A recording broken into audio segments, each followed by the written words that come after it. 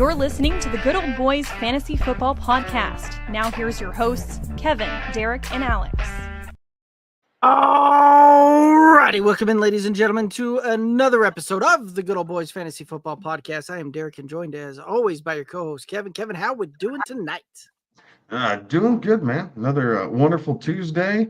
Kind of a stinker of a Monday night game last night, but that's okay. We're on to week 11, right? We basically have we have two teams on bye this week, and then two more in week 12, and then 2 and 14, right? Is that how it's working out? We're taking week 13 off for Thanksgiving, Right. but we're about done with buys, right? So we're home stretching. So what that means is, last minute trades, a lot of trade deadlines are this week. Really trying to get your roster in preparation for the playoffs, and anything that you need to do to try and either make the playoffs or cement your roster so that way it can be the best it possibly can be in that stretch, right? Cash and trophies. That's why we play this, and it's getting down to crunch time. Right. And I did manage to get it pulled up. So week 11, there's two, right? The Colts and the Saints are on bye in week 11. Week 12, there's four with Denver, the Chargers, Miami, Washington, and in week 14, there are four as well with Carolina, New England, the Giants, and San Francisco. Okay. So we still have some, not really super fantasy relevant though. Chargers. No. I mean, Broncos are all secondary players, right? Like there's not a primary player there that we're needing for the rest of the season. Right. I don't know. You're able to navigate, right? May not be perfect, but you can navigate. Yes. Makes it easier anyway than it certainly has been in year past, especially because there's been a lot of those years in years past where all of a sudden you get down into the nitty gritty like this, and you've got 6 teams on a bye in week 12 or 6 teams on a bye in week 14 when you really need that to cement the playoffs on that one. So certainly has been probably a better playoff or better bye week season this year than it certainly feels like it's been in years past. So yeah, 2 bad weeks. It was the injuries, really. I mean, one really bad week, another week that was ho-hum. But I shouldn't say ho-hum. Another week that was, challenging, but it was the injuries on top of, what was that, week 8 or week 9? Yeah. That was such a pain in the ass. Other than that, it hadn't been bad. You're right. Like we've been able to navigate through and come out okay, right? I mean, overall, I feel pretty confident where I'm in, getting ready for this playoff push across the vast majority of my leagues. There's a couple teams that are definitely struggle bussing. Some of those are in dynasty formats and trying to rebuild, or players that got hurt at the wrong time, but such is life. But like I said earlier, we're on to week 11, right? So we got a big push here this week, trying to get things right, and we're going to set the tone going forward. Yeah, right. So it's definitely that crunch time there. Most of your playoff formats start in week 15 for most leagues, right? So week 11, 12, 13, and 14, about 4 weeks left of the regular season to cement yourself for those playoff spots, make that playoff push, and do what you need to do to get the job done on that march towards the cash and trophies. So certainly should be a good one there. As far as kind of looking into it, what were your thoughts? Any reactions, news, notes you want to hit up here? Let's see. Bucky Irving's doubtful. I'm not expecting Ricky Parasol or Brock Purdy again. This J.K. Dobbins news is not looking promising. There's talks about him possibly landing on the IR. So if you've been holding on to RJ Harvey, this is why, right? Like he's going to be able to pick up his workload here, and he's been a pretty serviceable flex play at times, right? Like he's been able to get involved in the passing game a little bit. He's fallen into the end zone 4 or 5 times this season. So he's definitely found a role already, but if J.K. Dobbins goes down, it's going to be a big blow to this Broncos offense, and it means a little bit more RJ Harvey. So that's a good thing. Outside of that, Garrett Wilson, knee sprain. He's probably going to be out a couple weeks, so that's probably a big name. We'll see if Brian Thomas is coming back, right? We haven't got full injury reports yet. So, tune into the Friday show where we have kind of a full week's worth of practices and data that we're able to kind of comment on. But, Jackson Dart, right? That was a bad blow and got the concussion. Dayball's out as the New York Giants head football coach. So that's, I guess, some news and notes that are worthy. Other than that, I would tell you status quo. Like, I don't remember anybody major popping up that we went, holy crap, this is going to change the landscape. Right.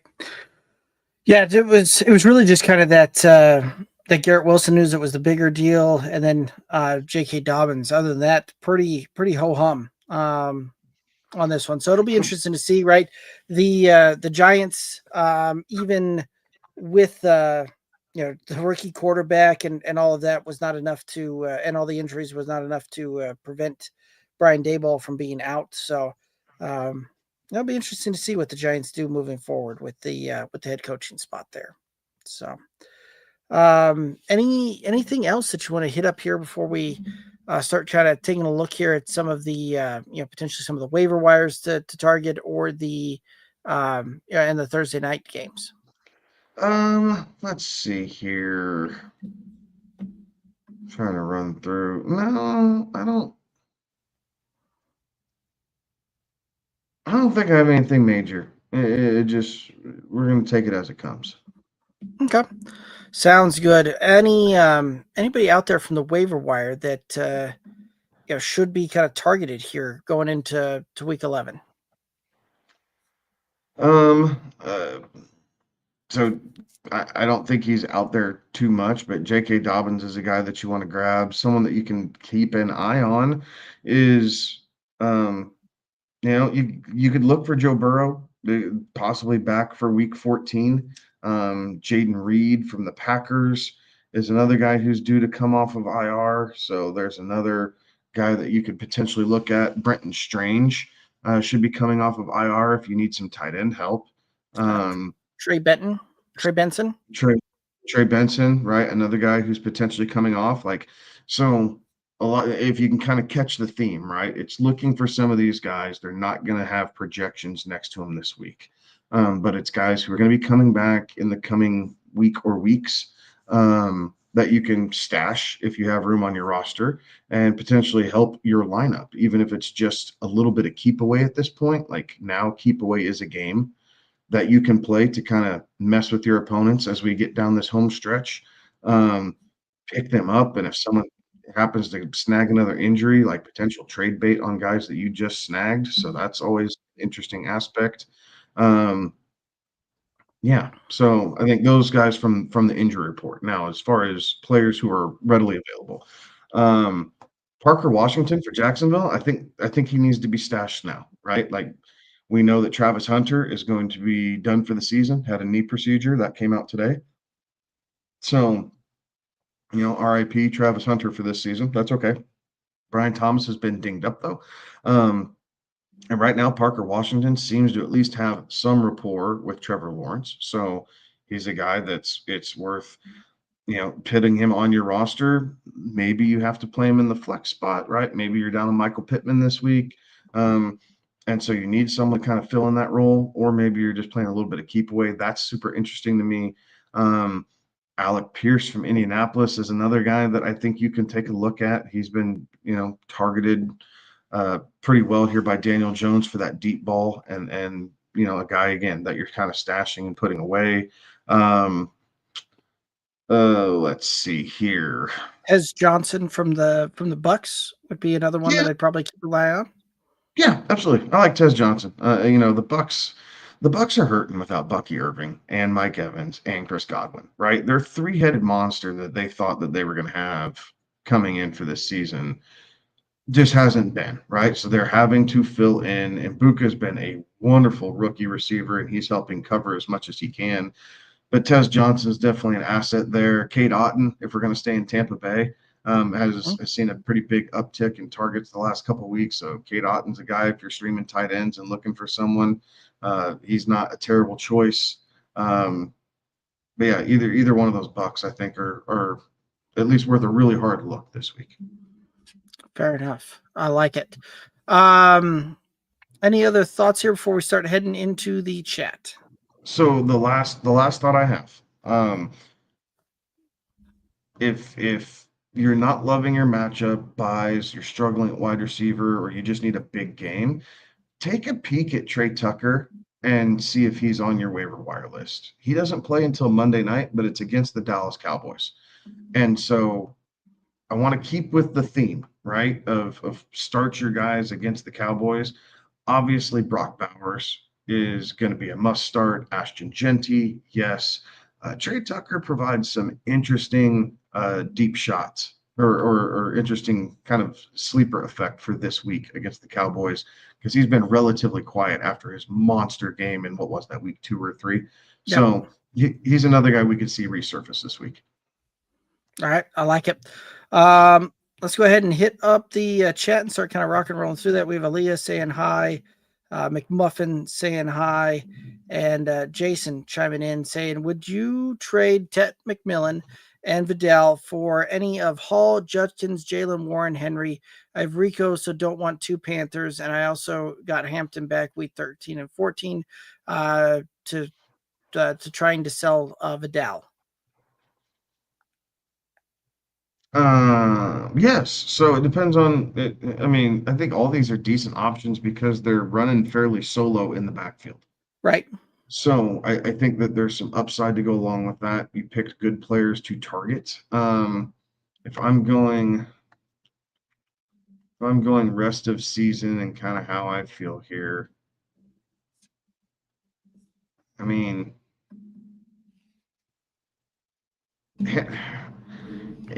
Derrick Henry kind of scares me, honestly. Like the fact that he's not seeing goal line carries now, that they're going other places, like really has me worried. So I think I'd stay away from Derrick Henry, but Judkins and Brees Hall are probably both guys that I would take a look at. Jalen Warren's honestly right behind him. So I think yes is the short answer. If you're looking for a longer answer, I would go Judkins, then Hall, then Jalen Warren in that order. And I think I'd leave Derrick Henry out. I just haven't loved what I've seen out of him this season. And the last thing you want to do is make a really bad trade unintentionally, make a bad trade right before the deadline in something that you think is going to hurt you or help you, and it just turns out to hurt you.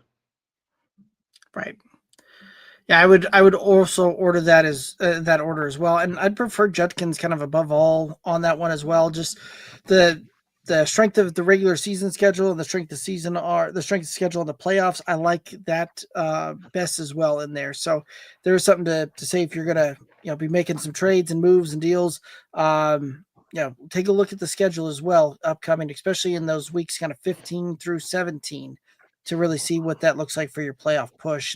And if you've got guys that are kind of close in with one another, that can be an easy way to separate that out as far as how to kind of order that as well. So that's how I kind of look at that one as well. Jason say, which tight end is best this week between Theo Johnson, might start Wandell, Strange, Cade Otton, already starting White?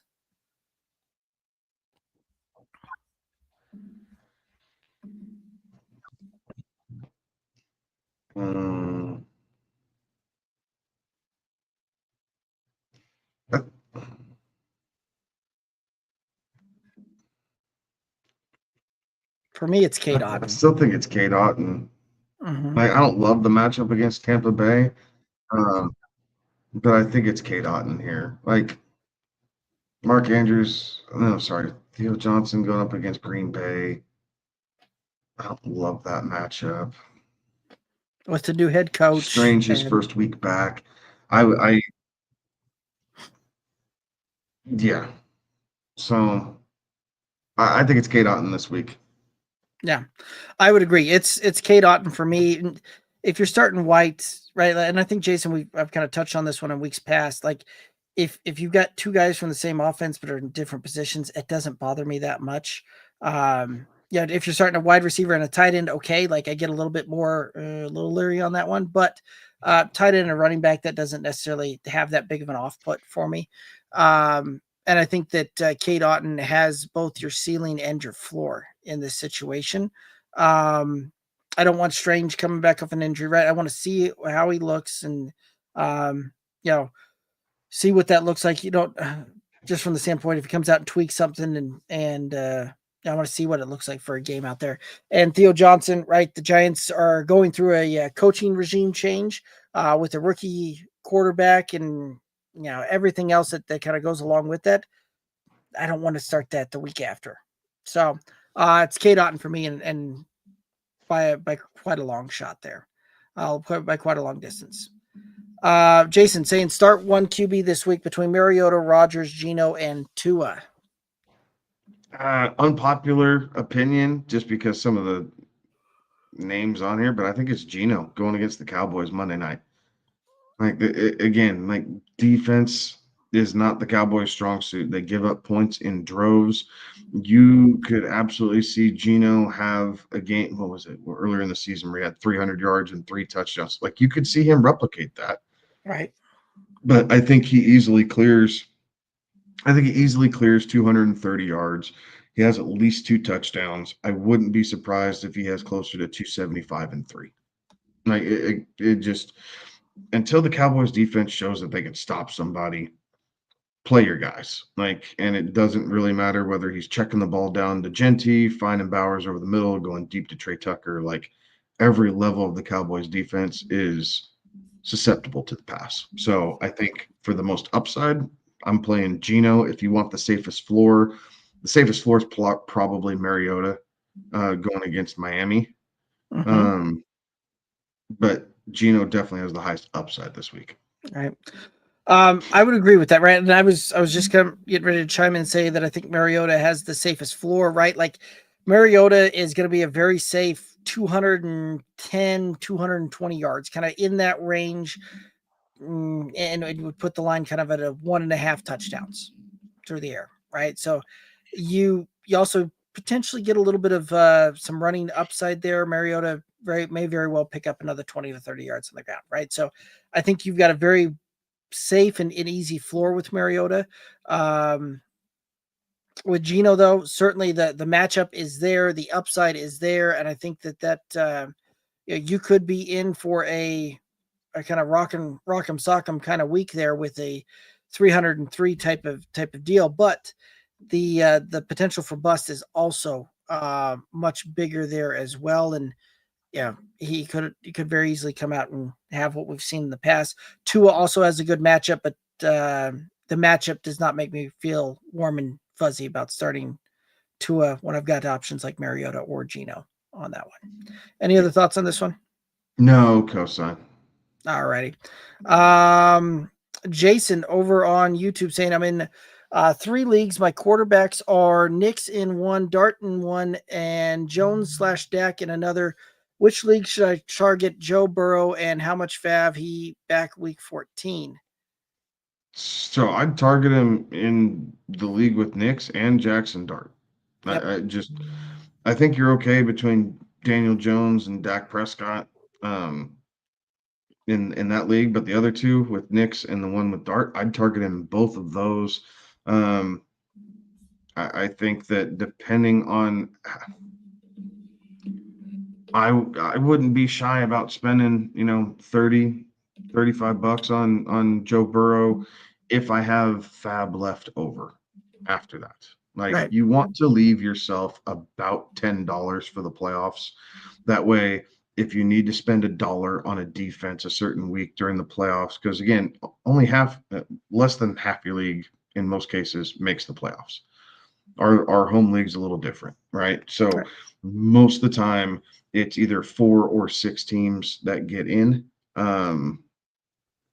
So if that's the case, where it's 4 or 6 teams, that means at least half your league is most likely not paying attention. They're checking out, so you don't need to have big fab numbers. But I do want some dollars set aside in case A, an injury, or B, if I need to stream a player last minute, I need to be sure that my opponent can't get them. So I want to be able to throw a dollar or two at them. So I would I would tell you 30, maybe even 35, right? If you got $50 in fab left over, I'd probably throw 35 at Joe Burrow and then just live with the consequences of only having $15 in fab for the rest of the season. Yeah, that's kind of how I would look at that one as well, right? I kind of like that between about 5 and on a fab league, I really like setting aside minimum 5, but more likely about 10% of the budget overall season to be able to have that in those last few weeks there to really be able to kind of go after the guys that I need to buy a win, so to speak, if needed to. But yeah, I think that's kind of cosign on the rest of that. July over on YouTube. I just traded away Javonte and Zay away for James Cook and Brian Thomas Jr. I feel kind of off since Cook's playoff schedule is rough. Don't really care about losing Zay or getting Brian Thomas Jr. since the wide receivers are Rashee Rice and CD. I think you should be okay with James Cook. I get it's a little bit tougher, but again, the Buffalo Bills need James Cook right now. Like their passing offense does not look very fluid. It's very much almost backyard looking, like just, hey, Josh Allen, run around and try and find the open guy and then make a pass. So right now, they need James Cook, so I wouldn't feel bad about it. But I don't hate the trade. I really don't. James Cook is better than Javonte. Brian Thomas Jr. should be better than Zay Jones. Like it just he's kind of having a wonky season. I understand that. But like you said, if you have Rashee Rice and CeeDee Lamb, Brian Thomas is not that he's expendable, but he's a nice asset to have extra. So overall, you did it for James Cook, and rightfully so. He's getting the touchdowns. The Bills are running the ball at over a 50% clip right now, and we're 10 weeks in. So I think you should be pretty comfortable running with James Cook here for the rest of the way.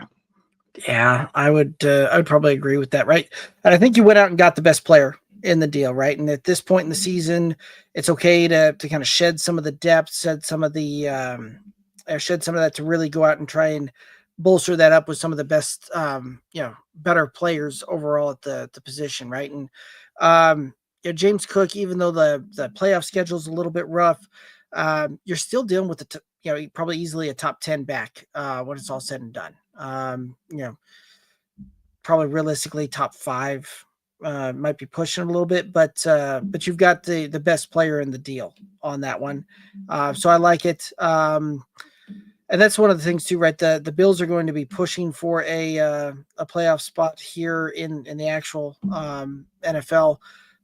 Cowboys likely are not. So you could start seeing some interesting things down the stretch with how they start looking at it. Or do they start looking and seeing what they've got in other players and potentially getting some younger guys on the field, things like that. So I really don't mind the deal. And I would rather have the James Cook side of that one as well.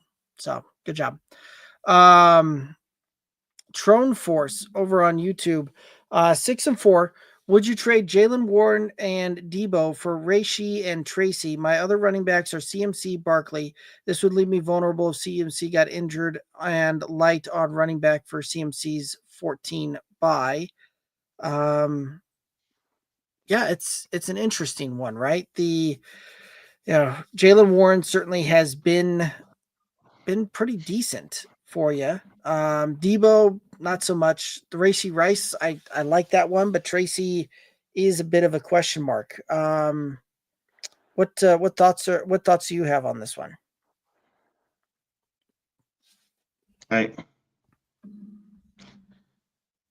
So to this point, Debo's probably been just good enough, right? And I really don't want any part of this Washington offense going forward this season.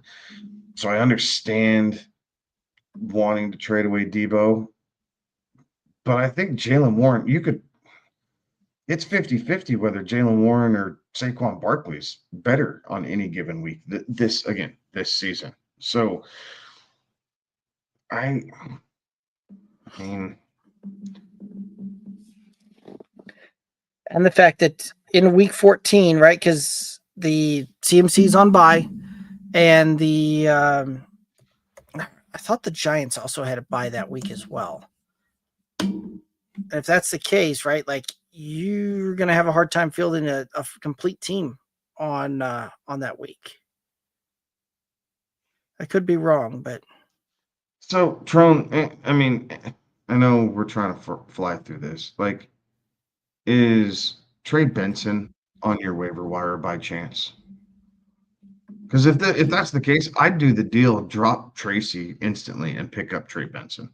Right, and that fixes your week 14 issue, because yes, the Niners and the Giants are both on bye week 14. So yeah, so if Benson's not on your waiver wire, I don't think you can do this, especially if you're fighting for a playoff spot, or if week 14 is the first week of your playoffs, like some leagues have. I would advise against that. Or especially too if you're in a position where you need to win week 14 to make it in, right? Like having one running back's gonna be tough to do that.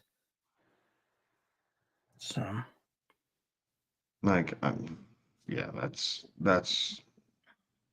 I understand the allure, but unless you have something, if you have something on your waiver wire that you can throw either fab money at, or if you have your priority high enough where you think you can get another running back, or really maybe even two for week 14, be looking at schedules. I don't think you can do this. You're going to need Jalen Warren, and you'll need Jalen Warren and Debo for that week, if nothing else. okay, I like it. Ty over on Twitch saying, would you rather have Odunze or Justin Jefferson considering the team's future schedules? I never thought we'd have this conversation this season. It's Justin Jefferson.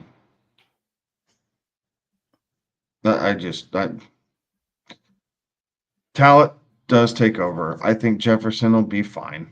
Like, yes, McCarthy's been interesting, but we saw Odunze go through a really dry patch in weeks 5 through 9.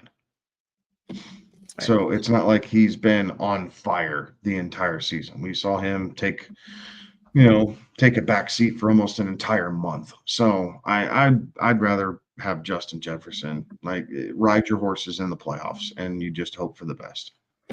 Right, and yeah, if you're gonna talk about scheduling side of it, right? Chicago's schedule coming up, right? Week 12, Pittsburgh, week 14, Green Bay, week 15, Cleveland, week 16, Green Bay, week 17, San Francisco, right? Like, it's not a very flattering schedule coming up there. Whereas Minnesota coming down the stretch, right? Week 14, they get Washington, who's been pretty beat up. They get week 15 Dallas. Like, first week of the playoffs, there's not a better team to try and pass the ball against. So yes, please sign me up for that one. Week 16, you got the Giants. Okay, yes, please. Week 17, potential championship week. Yes, that one's a rougher one with Detroit, but Detroit hasn't been shy about allowing the ball to be completed through the air either. So, one, the talent for Justin Jefferson, yes, check the box, move on. Two, schedule's better for Justin Jefferson as well. So, any other thoughts on this one? Nope. All righty. Jason asking, do I drop Mike Evans for Judy, Godwin, Gainwell, Corum, Gordon, Emmanuel Wilson, Sean Tucker? Also have a free space so I can pick two up.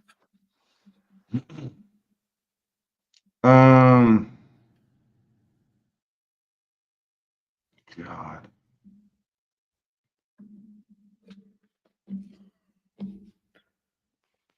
I don't know that You've got two free spaces. I'm not going to drop Mike Evans, especially if you can just stick him in an IR slot and move on.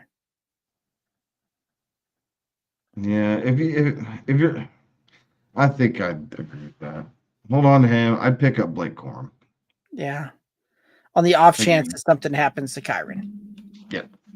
Yeah, and he's been seeing a little bit more run, right? Like we've seen his snap share pick up each of the last couple weeks. So it's typically not McVay's MO. But if something does happen to Kyron, Blake Corum instantly is on the field for 85+% of snaps. Right. So I would agree there. Jason asking, do I drop Nick Chubb and Tootin for Judy, Gainwell, Gordon, Emmanuel Wilson, Isaiah Davis, or Sean Tucker?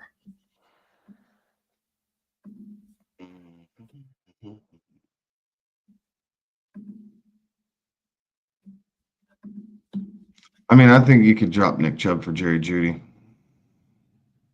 Yeah. I'd keep a hold of Tootin. Like it just Jacksonville seems fishy. Highly suspect. Yeah, right. I mean, again, it's not that ETN's been bad. He had a pretty good game this past weekend, right? Like, so it's not that ETN's crapping the bed all over the place. But again, especially if you have ETN, I'm definitely keeping Tootin. If you don't have ETN and he's just taking up a roster space, if you need a guy this week, Sean Tucker's going to be more viable than any of the other running backs on this roster for Tampa. But Judy's probably a guy that you could drop Nick Chubb and pick up Jerry Judy. And worst case scenario, it's the same output, just at a different position. Most likely, you're probably going to do a bit better with Jerry Judy. Yeah. Yeah, cosign. Jason asking, should I drop Ayuk for Golden, Corum, Gainwell, Tootin, Nick Chubb, Manuel Wilson, Sean Tucker? Yes. Any of the above. Get out of the Brandon Ayuk business. So again, I would argue that like Corum's the guy, unless you need a running back this week, then it's Sean Tucker. But Corum's probably the guy that I'd be looking at out of this group. Yeah. If you need help at wide receiver, Golden's your guy there. But surely you can do better than that. Yeah, one can hope. With Jaden Reed coming back, Christian Watson's back now. Like there's just all these mouths to feed. And Jordan Love has not looked good. No, and they're not. It's kind of like Bo Nix of the NFC, right? Like the final stat line gets there most weeks, but it's such an ugly way of getting there. I don't know. Like, I'm hoping you have something better besides Matthew Golden. There you go. And Joe, over on YouTube, chiming in. After McCaffrey, my running backs are Woody Marks, Zach Charbonnet, Brian Robinson, Kyle Magungai, and Tyrone Tracy. Are any of them useless enough to drop so I can pick up Houston defense? Tyrone Tracy. Yeah. I'd tell you it's Brian Robinson, but you're McCaffrey owner, so it's not Brian Robinson. Right. Like that's why he stays on. I'd tell you it's Tyrone Tracy. Like I'm not sure what they're doing there. Singletary's always going to be a pain in the backside, but I mean, do you really think that the Giants' running game is going to help your team going forward? Like, just take the name out of it and just ask yourself the question. Like, we know Cam Scadaboo's out.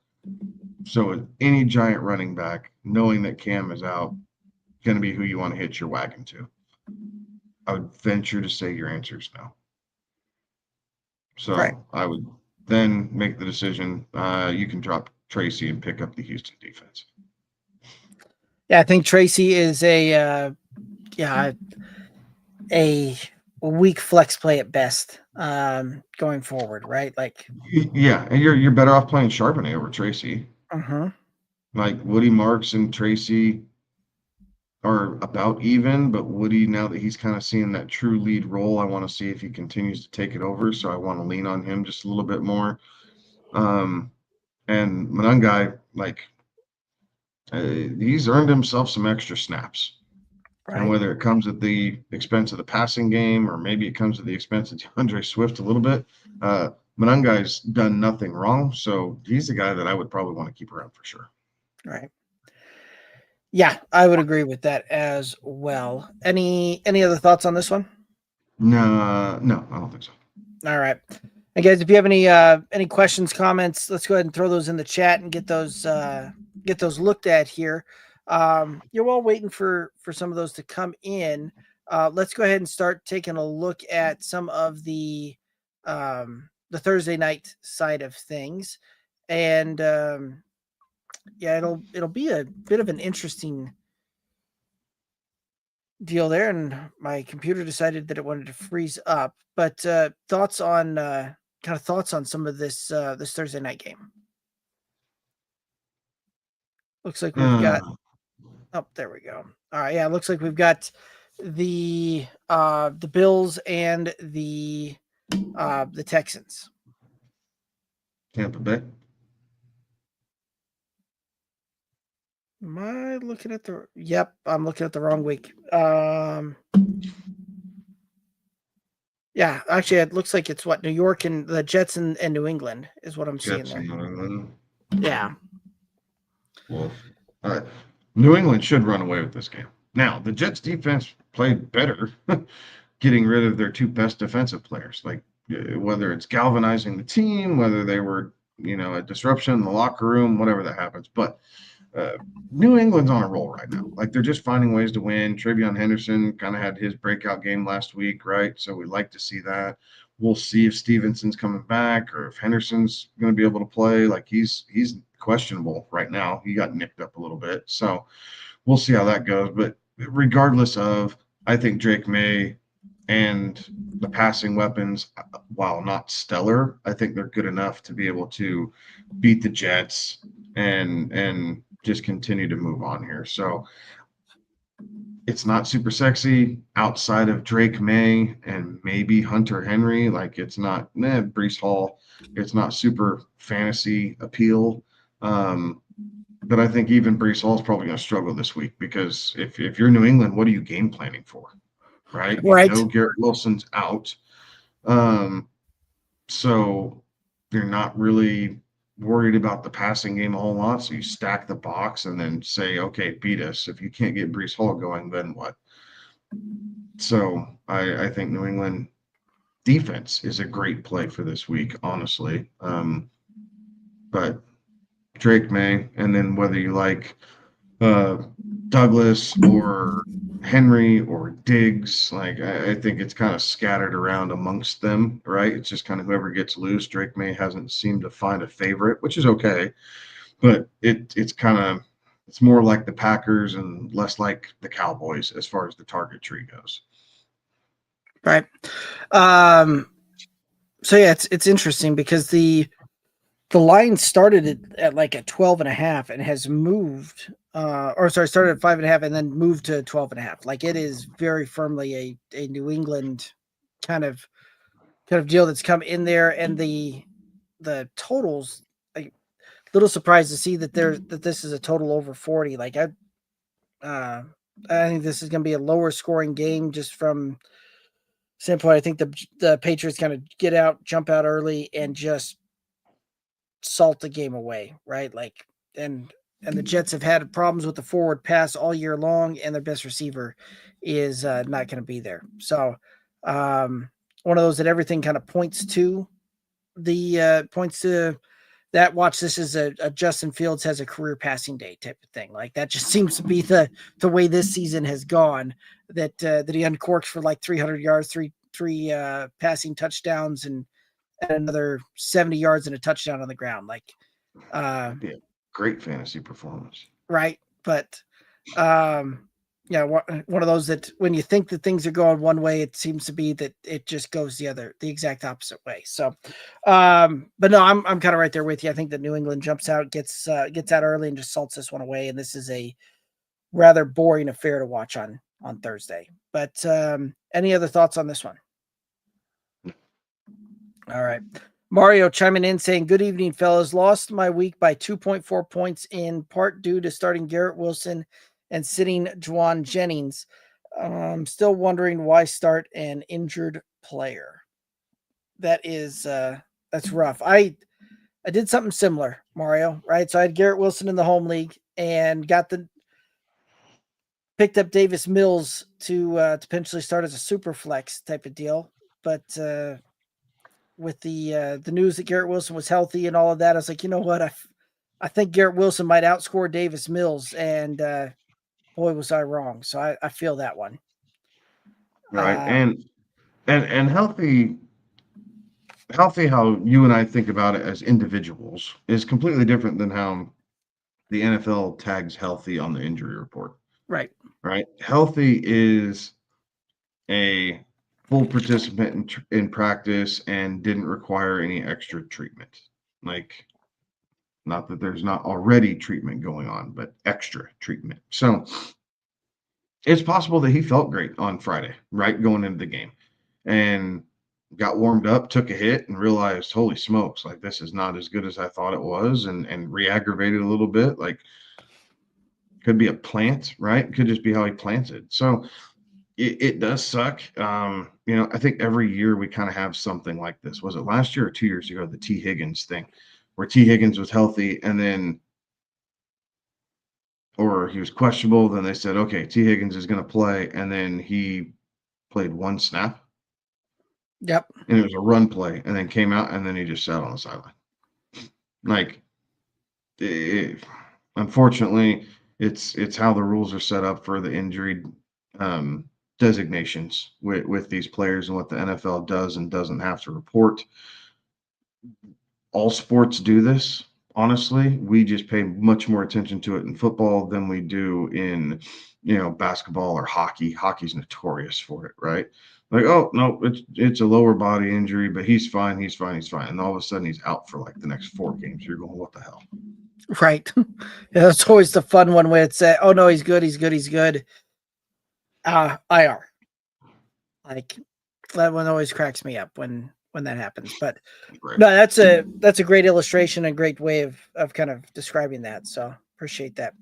But I do believe that that's going to take us down here to the end of the questions and comments, guys. If you have any other questions, concern, comments, let's go ahead and throw those in the chat, and let's get those looked at here before we call it a night. But while we're waiting for folks to do that, any final thoughts out there for the viewers and listeners?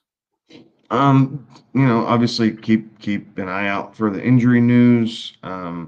Again, really hammer these waiver wires, whether it's trade deadline, you're positioning yourself for some last minute bye weeks, or positioning yourself for the playoffs, right? We've spent all year long grinding. Like, don't slow down now. Like, this is where you have people who are kind of out of it. They start to fall off, right? They start to lose interest. They start to, they're not looking at the waiver wire anymore. They're not, doing whatever. Maybe they accept a less than fair trade.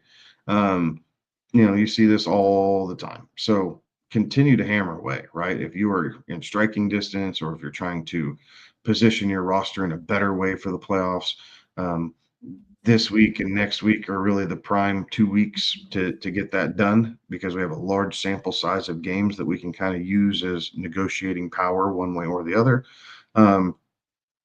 And as always, thank you guys for tuning in. We'll be back Friday nights at 11 p.m. Eastern to do this all over again and have a lot more clarity on some of these injury situations and better understanding of the start sits. But thanks for tuning in.